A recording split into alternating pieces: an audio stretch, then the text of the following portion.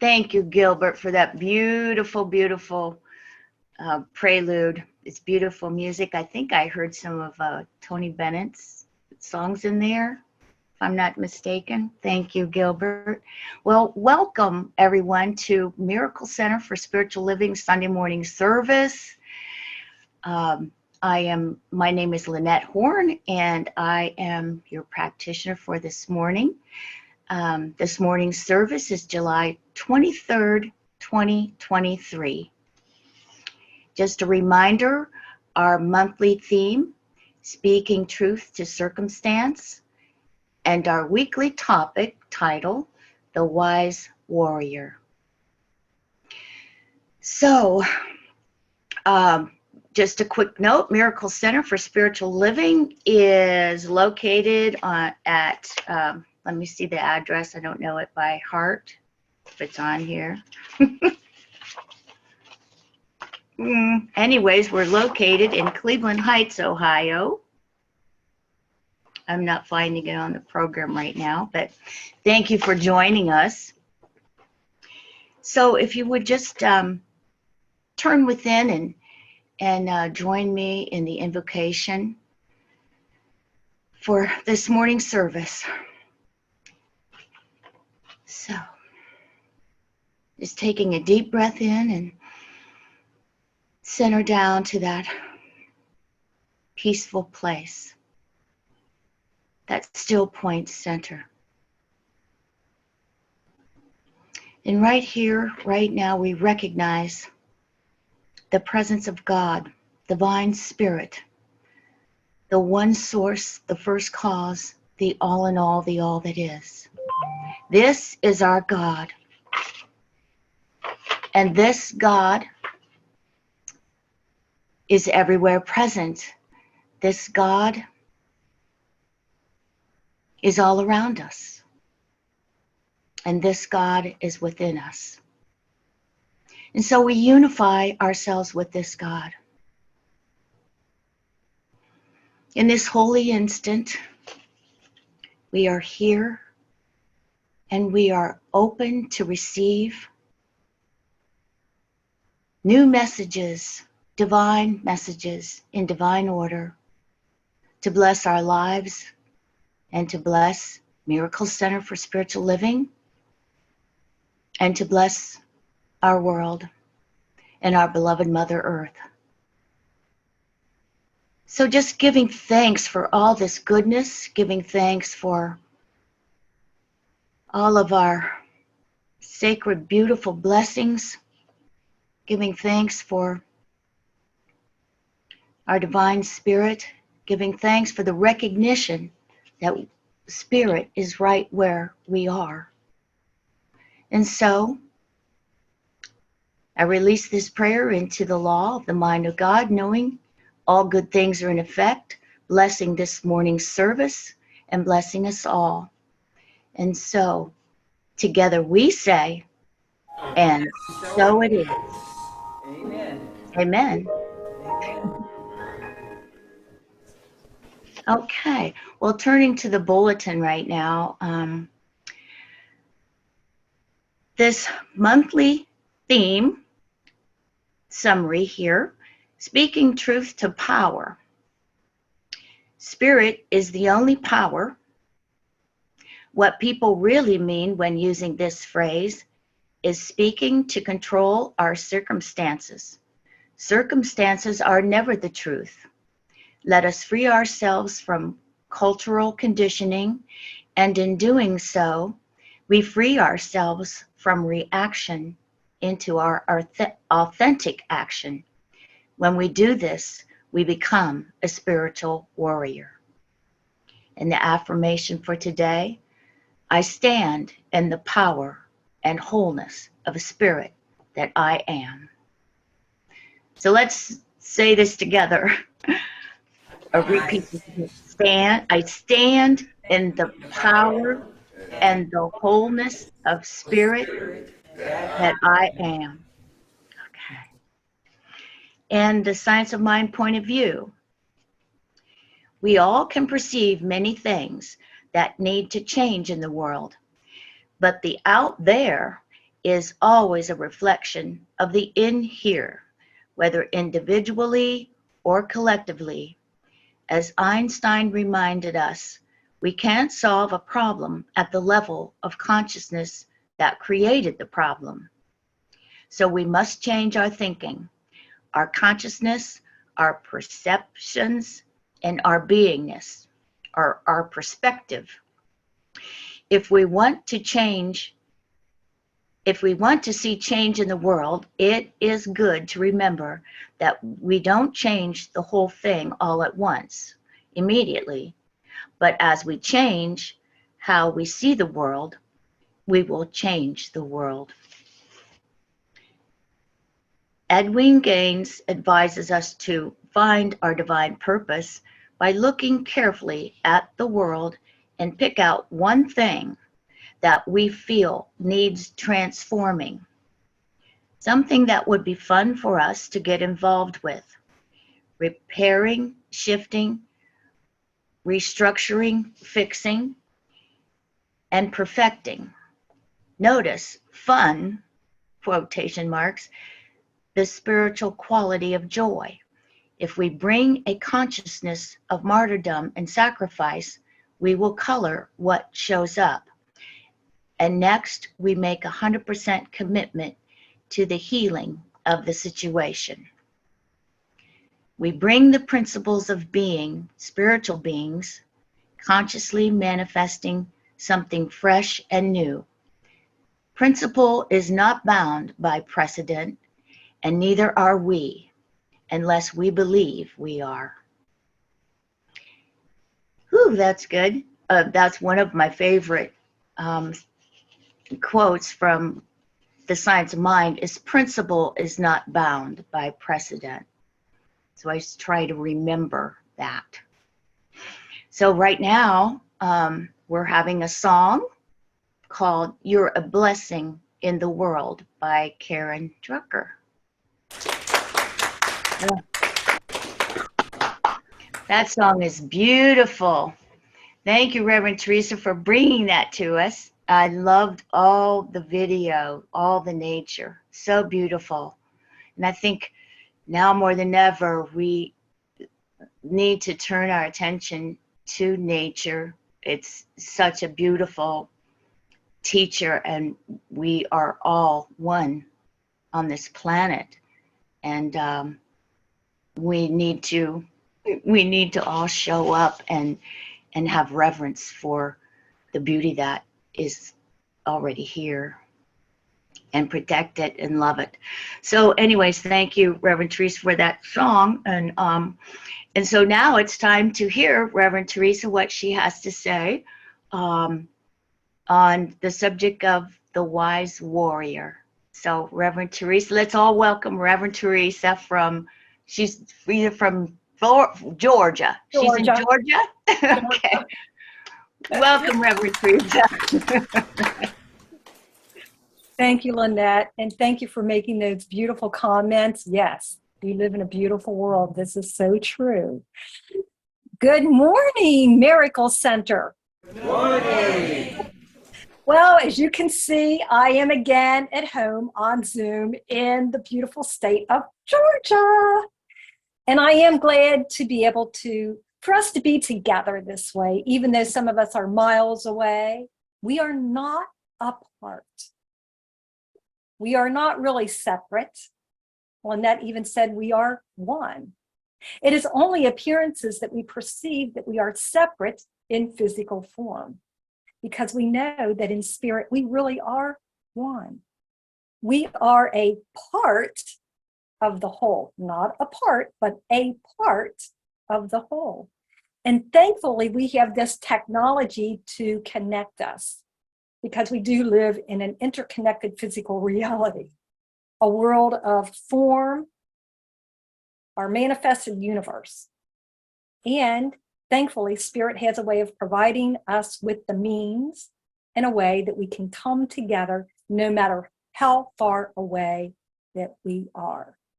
So I invite you to anchor that chant in your consciousness.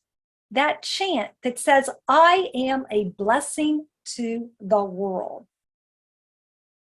And as we are all one, we know we are all a blessing to the world. And when you anchor this into your mind, into your consciousness, then you can pick up your sword and your armor and go into any battle ready to win. Ready to win because you know that you are the peace of God, which surpasses all understanding. And that comes from Philippians 4:7. And the truth is, like any warrior that goes into battle, there will be obstacles, problems, difficulties, and hurdles. Why? Because you are faced with opposition. And yet it is the opposition that helps us to course correct using our intellect, our intuition, our imagination, and our faith, taking us to the highest level of our consciousness. And when we learn to breathe and relax, we know that there is something greater than we are, and we can use it. Hence, the battles we fought disintegrate, break apart, and collapse into ease and grace. How do we transform the fight into ease and grace? Perhaps it is in the surrender, not to the opposition. We don't control the opposition. The opposition has a mind of its own. We surrender to the something greater than we are, and we use it. It is like the time I went to a seminar in Puerto Rico, and this was a few years before I discovered Science of Mind. I was there to attend what was called a spiritual retreat. And during the retreat, all of us went to the beach to have a day of relaxation. Now, a group of us went into the ocean. I wear glasses to see far away because I'm nearsighted. I also wear glasses to see up close these days because I need to see better up close. But this particular time, I wanted to see the ocean waves coming towards me. So I wore my glasses into the water. And as I saw the waves get closer, I would turn my back against them so that they would hit up against my back and not in my face. I didn't want to get a bunch of water spots on my glasses. And anyone who has been swimming in the ocean knows what I'm talking about, turning your back so that the waves hit your back and not on the front of you. And I was able to maintain this enjoyment for some time with wave after wave hitting my back. And then there was this one big wave that got the best of me. It knocked me down right into the turbulence. Well, I was able to emerge and surface, but when I did, I discovered my glasses were no longer on my face. Oh my God. I needed my glasses to see. My first thought was, how was I going to be able to find my way back to my towel, right? There's all of these towels on the beach, and I had not a clue because I couldn't see where my towel was. And then I felt myself begin to panic. Of course, my feelings of panic influenced my behavior. And I frantically started reaching around in the ocean for what seemed like wave after wave, trying to find my glasses. I'm down in the sand and I'm grabbing up the sand and I'm waving around, trying to find what happened to my glasses. Oh my God, what am I going to do? I fought with the ocean. I fought with my mind. I fought with my feelings. And then my second thought, my most important thought that I remembered having was to God. God, help me out of this situation so that I could see for the rest of the day and find my towel. And it was here that I totally relaxed, became fully present, and surrendered. Now, this choice surely beat the alternative, which could have escalated into complete upheaval. Could have ruined my life, at least that day, and my time at the beach. I surrendered, however, with the expectancy that the universe will give me exactly what I wanted and needed, and that I would be able to see. No, I was hoping for a miracle that I wouldn't need my glasses anymore. But as soon as I relaxed and surrendered, another wave came and placed my glasses into my open and receptive hands.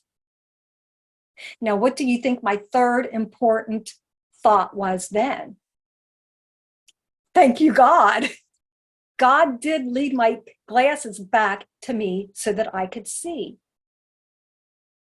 I was stunned and amazed. And I learned that's how the universe works. Ask and you shall receive. And there's this Greek philosopher, Plotinus. He said, I do not argue, I contemplate. And as I contemplate, I let fall the seeds of thought into the mirror of mind, which then becomes the mirror of matter. I'm going to repeat that. He said, I do not argue. To me, that's fighting, right? I do not argue. I contemplate. I stop and I assess the situation. And as I contemplate, I let fall the seeds of thought into the mirror of mind. So I'm going to see what I am thinking, which then becomes the mirror of matter. As a result, I see what I really want to see. The way of the world is, unfortunately, the unpeaceful, unwise warrior. They joust at every windmill that comes along.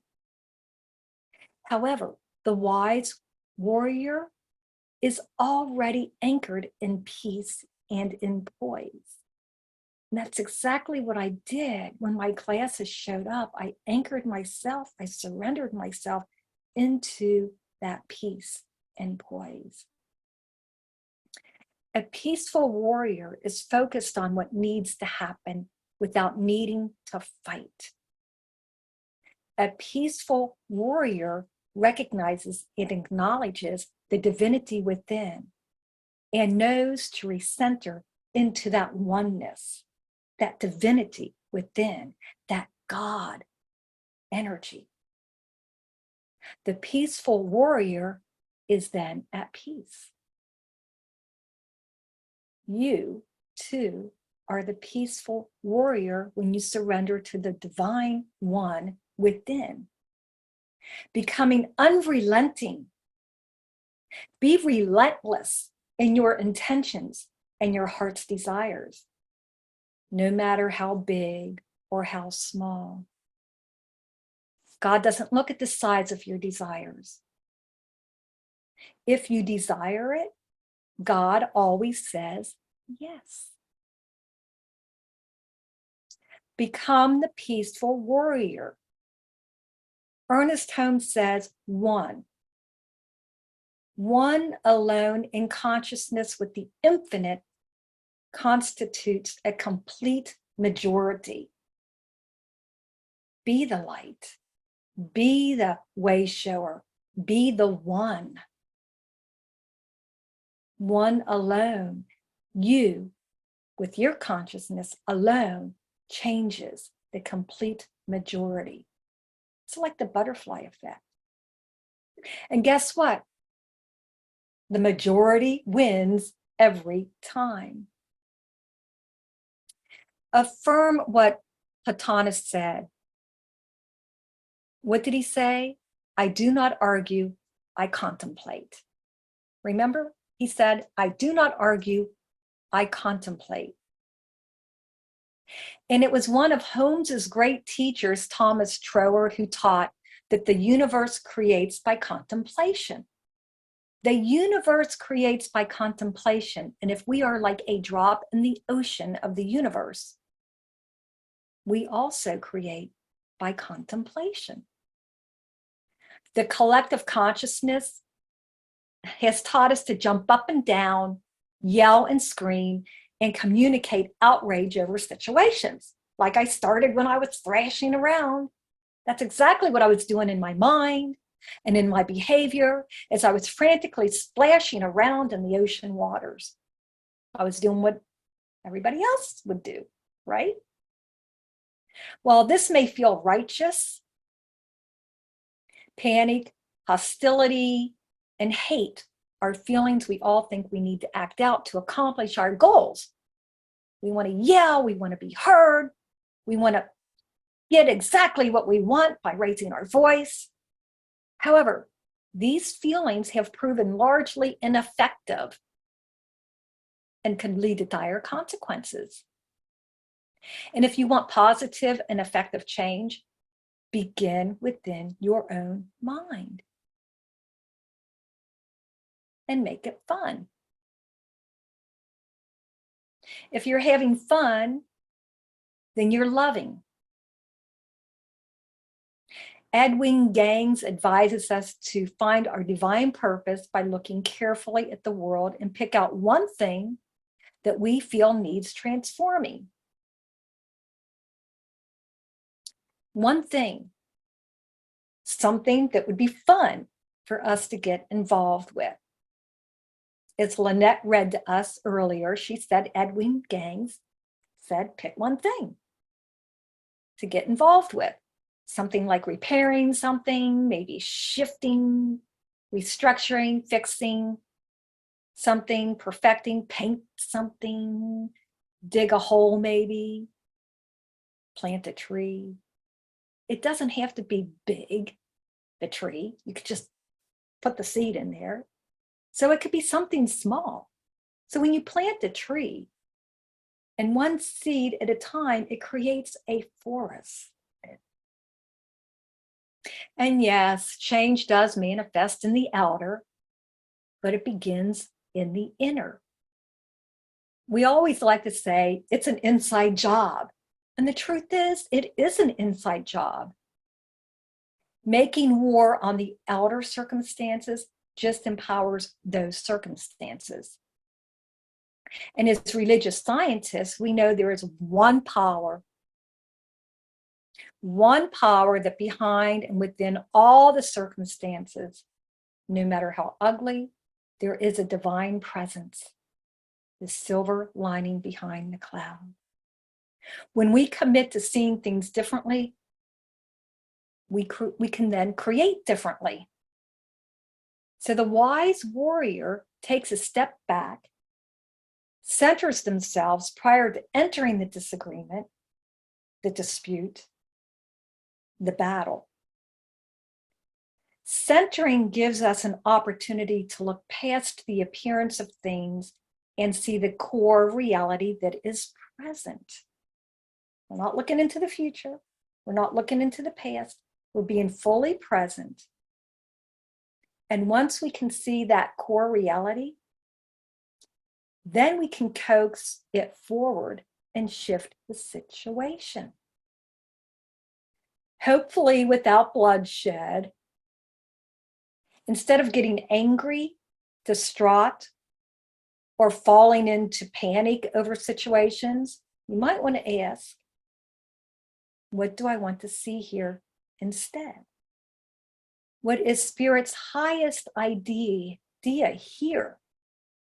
Then contemplate instead of arguing. In feudal China, many, many years ago, there lived a very, very compassionate and wise Zen master. His name is Menindra. Well, he was well known in the area. He was a good host to many, many visitors who would come to his mountainous region of the world just to be able to be with him, just to sit with him. And he was always welcoming and congenial, and everyone loved to be in his company. This included many sages and monks from neighboring monasteries, and of course, his eager students. They all wanted to sit at the feet of this wise Buddhist Zen master. Everyone sought to be with him. Now, he was loved for his welcoming and his friendliness, and he was also known for having immeasurable courage. One day, his village got news that the ferocious Khan of the Mongols was making his way across the countryside, killing everybody and anybody who got in his way. Now, everyone knew the Khan's hatred of clergy, and so they were trying to encourage Menindra to leave and go hide from this savage warrior. He said, no, I'm going to stay. I'm going to stay right here. Well, eventually the Khan made his way to the village. He stormed the gates and was shocked to see that all the people were gone. Well, of course, they got word and they were gone, but not Menindra. He was there in the town square, sitting motionless in the sun. Seeing Menindra sitting there basking in the sun absolutely infuriated the Khan. So he gets off his horse, pulls out his sword, and charges right over to Menindra and puts the blade right on his chest, saying, "Old man, don't you know that I can run you through without blinking an eye?" And Menindra said, fully centered and serene, he said, "Sir, don't you know that I could be run through without blinking an eye?" Astonished, Khan lowered his blade and bowed at Menindra's feet, begging to be accepted as a disciple.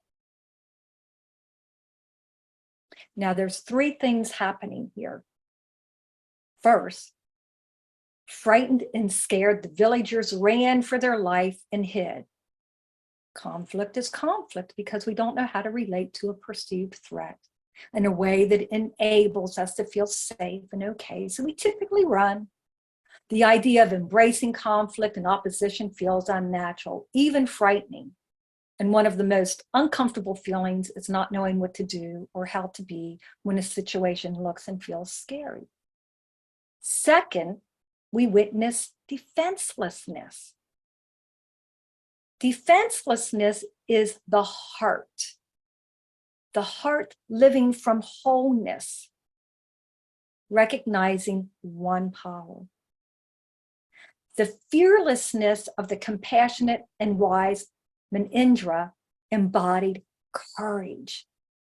He was living from his center, where there is peace and calm. It is here in peace, in the peace, and in the calm, where he was able to disarm his attacker with complete surrender and humility.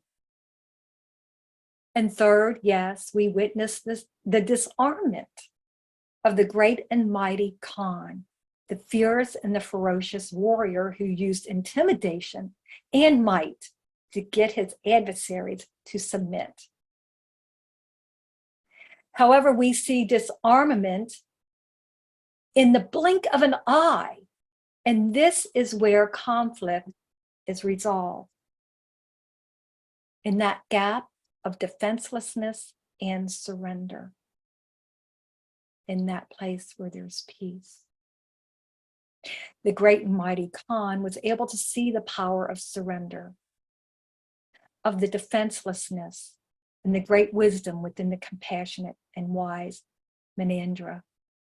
He was also able to catch a glimpse and realize his own inner wisdom, where peace, calm, and real strength and compassion sit.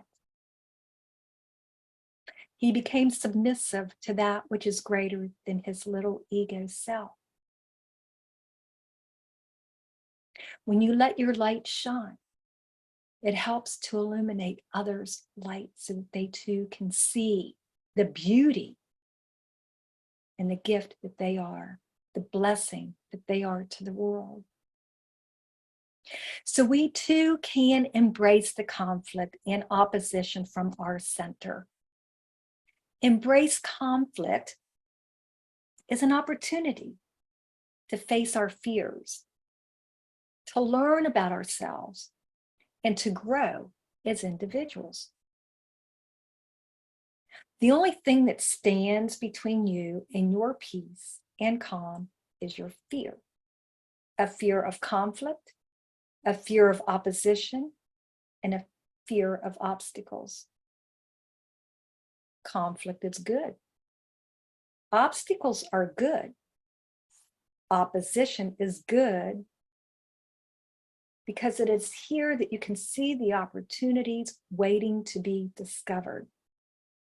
Relax and surrender into the one power and let the conflict be your gift.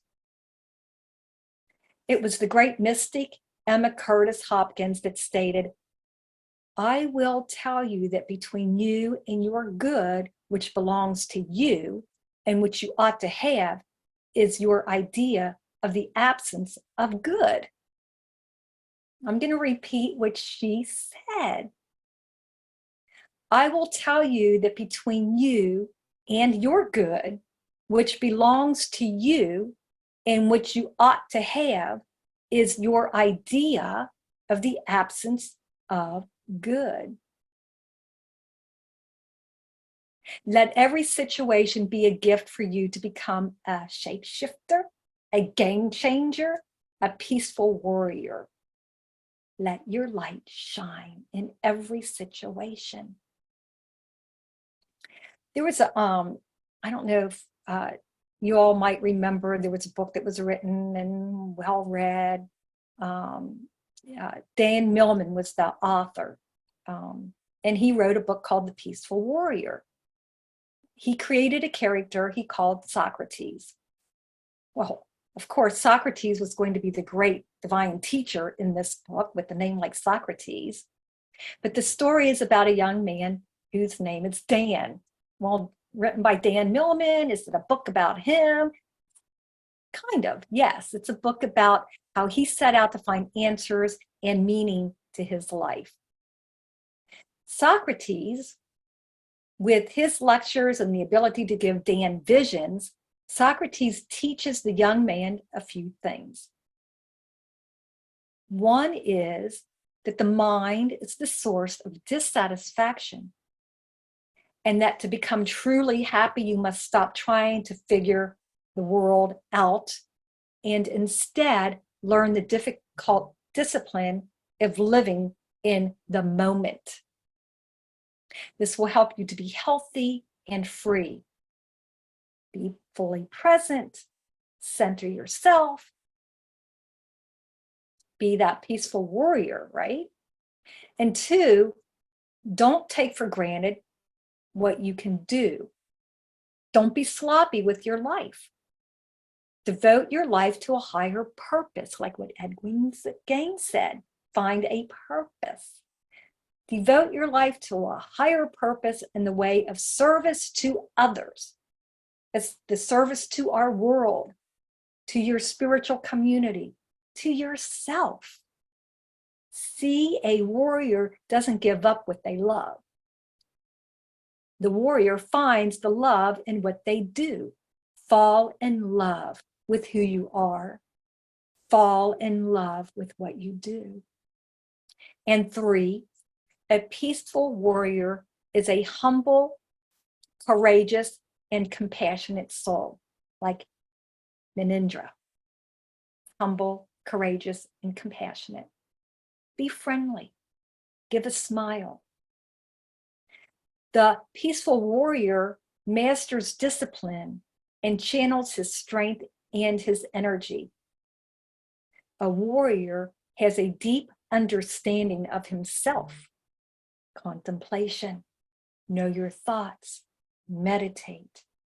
And he faces his emotions and keeps his mind clear, no matter what feelings are coming up, feelings of panic, feelings of anger, feelings of whatever.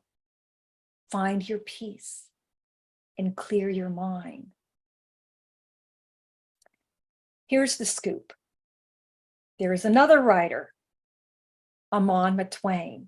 I met him years ago. He actually came to the Center for Spiritual Living of Greater Cincinnati, and we hosted him. And I was lucky enough to be able to participate in some of his activities. Well, he wrote a few books. One's titled, Yes, You Can Change the World. And the other book is titled, Creating a World That Works for All. But he invites us to follow a path. Now, the path isn't so much about changing the world, but the path is an invitation to change how we see the world. We are invited to see the intrinsic worth of every person we encounter. Now, this alone shifts our interpersonal relationships. In the world is made up of relationships. He also invites us to 3 focus practices. Again, the number 3. What is it with this number 3? It keeps showing up. 1, focus not on how little time we have, but on how to make the most of what little time we have with every person. And 2, focus not on what you see on the outside of a person, but on the person within. You might want to see both the pain and the potential, because we all have pain and we all have potential. You're not alone. And 3, focus not on what's wrong with the person, but on what makes them right. See their strength within their weakness. If you don't like that person, see what you can like about that person. See what you can admire about that person. We are invited to become the change we want to see in the world. It may seem a small thing in the face of what happens to be overwhelming changes or challenges, yet every change starts small and grows. Think of the seeds thrown out by various plants. A few tiny plants can soon occupy a whole hillside. One tree creates a forest. And like I said, we know we are not alone. We're all interconnected. Thus, seeing the intrinsic worth of each person creates a change. See your intrinsic worth first. It is the wise warrior who knows that it is not their power that creates real change. A wise warrior recognizes that we are all co-creators with the infinite. We're not going to do this alone. We open to life happening through us. We are the blessing. We are the arms. We are the legs of the infinite power, coursing through every cell, through our consciousness. Remember, however, that we are directing the power with our thoughts and our words, and that this power is greater than all the stuff, all the obstacles, the oppositions, whatever you think you're faced with, the challenges. There's an old saying, I stopped telling God how big my problems are, and I started telling my problems how big my God is. When we stand as wise warriors, such as practitioners of truth, we align with and become the infinite power of good in our world and in our life. And it can't just be something we talk about, nor even something we do. We must be that power of love. We must be that harmony and that unity. The good news is That's who we already are. We just need to remember. So be who you are and radiate your light. When you shine your light, you give a gift for others to shine theirs, the gift of courage. Bottom line, what we all want is love. What we want is reunion with the divine, the God within us. And since God is love, that's what we're all seeking. I'm a bit reluctant to say this, but I will say it anyway. Some of us forget. Some of us forget and seem to become monsters when we rant and rage and throw a fit. And yet, beneath the scary outer is the divine inner. All we simply need to do is shift our focus, let go of running around in our anger, in our panic, and see the truth, our truth, the intrinsic value of each person. We are the love we have been seeking. And we have a reading by our good president of the board, practitioner Jerry Lawson.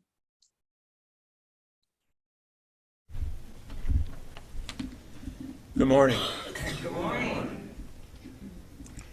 This is taken from Science Mind magazine, Sunday, July 23rd, 2023. And the title is Obstacles on the Path. Problems must invariably arise, but they can only be a blessing because it is through these problems that we rise higher in consciousness. And through that rising, harmony is brought into our daily life. That's by Joel Goldsmith. There is a pattern of perfection at the center of your being that has never been touched by disease or misfortune. Your intellect senses this through intuition. Your imagination feels it by divine right. Your inward consciousness knows it through faith. What are you trying to do is to awaken your whole being to spiritual awareness. Ernest Holmes, from This Thing Called You, page 81. Whenever I consider obstacles, I am reminded of stories about airplanes or rocket ships on a path. I remember being told that these flying vehicles set a course to the final destination, and then constantly make adjustments as they get off course. I am happy to report that every time I've flown on a plane, I have not heard any pilot screaming or yelling or having a big upset due to being off course. They just get back on course. That has not always been true for me or other beings I have witnessed. Obstacles can also be very irritating, yet obstacles are always a part of any journey. It seems like an effective path to dealing with obstacles begin with acceptance. We can get activated by the fact that there simply is an obstacle. It is like we have amnesia about almost every part of our journey. Obstacles happen. Accept it. Then we can surrender and allow our obstacles to expand our consciousness. They invite us into greater creativity and partnership with the divine. They help us evolve and lay claim to the good or the journey we are heading for. They are not life's attempt to trick us, stop us, or keep us from our good. Rather, they are part of the whole journey we are on, and often the skills or consciousness we attain by tending to them makes us even more likely to reach our destination. Affirmation for today: accepting that obstacles are part of the journey, I peacefully embrace them when they show up. I breathe into them, and move forward with confidence. And so it is. Thank you. I believe we have a song. And this song is One Power by Daniel Nimrod. Do me a favor and turn to someone next to you and let them know that they are that one power. Whether you call it God, Buddha, Spirit, whatever. I call it Jerry, Lynette, Robert. Tell them they are that power. Yay, I don't hear you.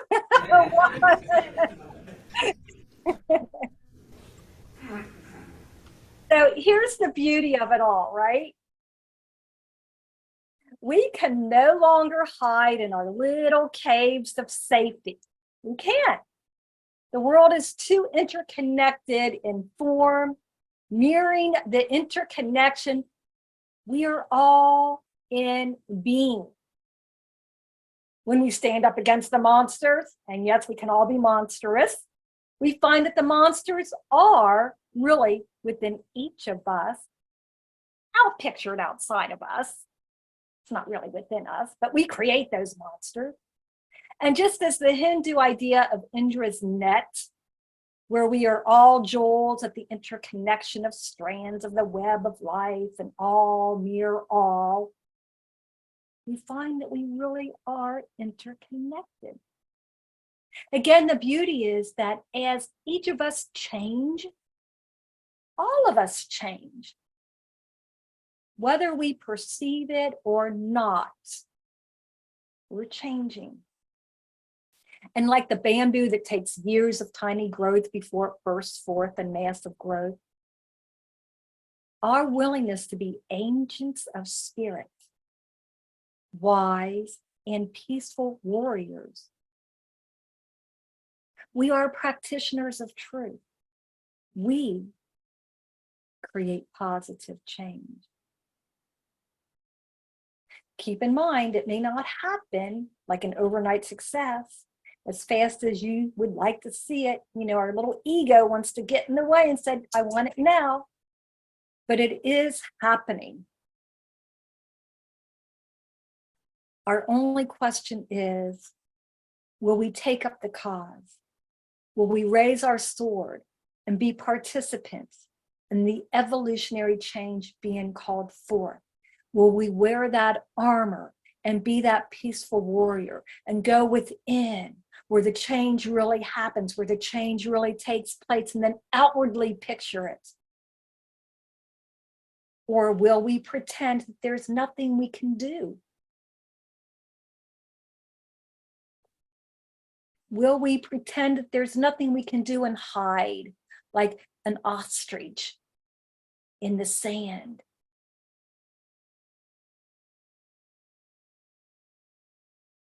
As practitioners of science of mind, as we study and we learn many tools to help us make these changes. We rely on our principles and our practices. We have methods. They all equipped us to be mighty warriors. And like Kelly, who Reverend June talked about last week, we are equipped with tools for this job. We are. Let's use them. And as Raymond Charles Barker says, you are in the midst of a power which is saying to you, use me, direct me, express me. I am ready. Are you?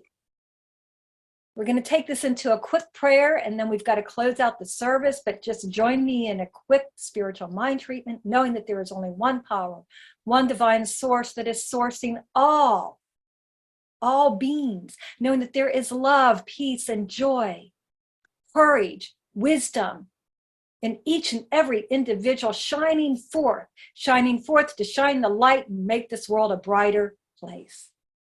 Giving thanks for this truth, I say, thank you, God. Thank you, Lord. Thank you. And if you are in agreement with me, let us declare, and so it is. Amen.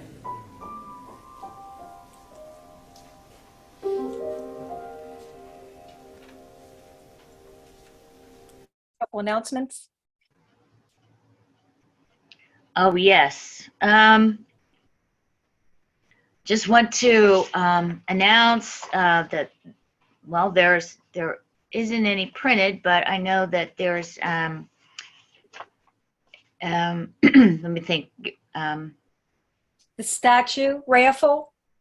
Yeah, do you want to tell about it, Reverend Teresa? Well, we have a beautiful statue that we're raffling off. She's a bronze statue. She's a warrior.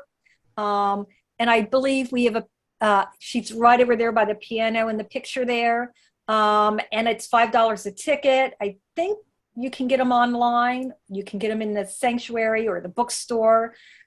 If you don't have access to winning this, and the raffle is going to be held, I think sometime, I don't know when it's going to end. Maybe Jerry, you could tell us real quick when it's going to end, and you can mute me. I'll be good. Mute me. I think it's September sometime.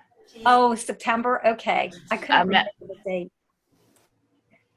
Okay, go ahead. I don't know if we have any other announcements or not. Just that there's a podcast. Podcast that we have. So wherever you find your podcast, tune into that. And then let's see, our ongoing discussion on Keys of Wisdom is on Thursday afternoons at 1:30 to 2:30. And I caught that last week for the first time in quite a while because of my working schedule, and it was just so nourishing for me, and I really enjoyed it with all of us just discussing some of Ernest Holmes's wonderful quotes and principles and things. So that's all I know about whatever announcements. So I think we need to wrap it up. It's past our time. Mm-hmm. So if there isn't anything else, I'll go into the benediction. So, but I want to thank you, Reverend Teresa, for that beautiful lesson. Just everything. And yes, let's give her a big hand. Thank you so much for that beautiful lesson. We all need to step into this peaceful warrior, and be the truth that we talk about, the truth that we know about, and use it. This power, we can use it, and it's so wonderful. And there's miracles happening everywhere. So, and Reverend Teresa had that miracle where she got her glasses in her hands. It's like wonderful. So anyways, let's just take some time to turn within now and join me as I say the benediction here. So, Divine Spirit, beloved God, we just give thanks for all this service has brought to each and every one of us. We give thanks to each and every one of us here, and that we know that this thing that we do and broadcast is bigger than each of us, and that we are to be a part of something bigger. We are a part of something bigger than each of us, but to be conscious of that and to lean into that and to be and to do and to use this power of love that is within us, this power of love that can change the world and just take care of anything, rid any obstacles, and to make our world a world that works for everyone. So giving thanks for all that we have, all that we know, all that we are being, all that we are forgiving, all that we are receiving. We just give thanks. And that knowing that we are guided, guarded, directed, connected, and protected always and in all ways. I release this word into the power of the mind, knowing that all good things are in effect. And I just let it be. And together we do say, and so it is. Amen. Well, this concludes this morning's service. I think they'll sing the peace song, and then that'll be the end of our service. So thank you all for being here and joining us. Blessings.